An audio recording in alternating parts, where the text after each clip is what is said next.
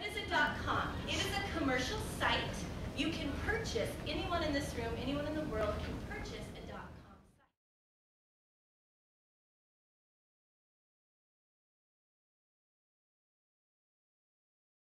For purpose, and what was their purpose? Websites can be to inform you. They can be to mock you or the group that they're talking about. It can be hurtful information or it can be helpful information. Okay, so you need to be able to look on a website and say, who wrote this? So if you Google Donald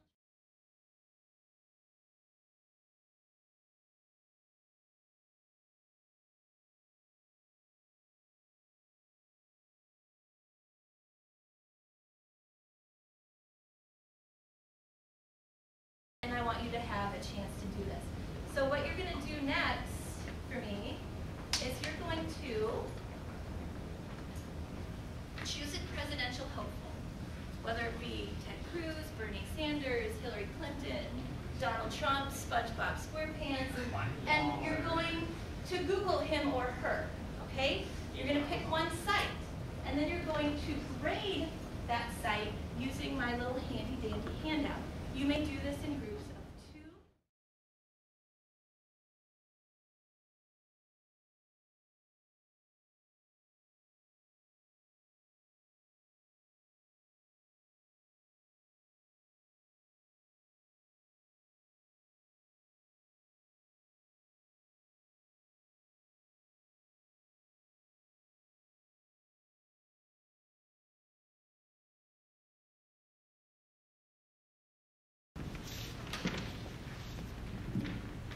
Effort doesn't count after leaving school and entering the real world. Students who are graded based on ability will be better prepared for life after school. It doesn't matter how much time you spend preparing for an interview. If you don't nail that interview, you're not going to get the job. One of our sources contained this quote: "I should be content to have the heart surgeon or airline pilot who worked really, really hard in medical or flight school.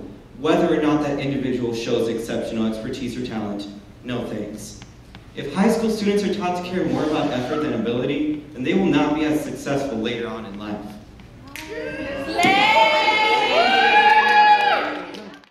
Requiring someone to take a class that they would otherwise not take can open up new opportunities in their life and expose them to new experiences. And when people are open to new experiences, they can open up a new section of their life that they could have never experienced otherwise, and more people experiencing.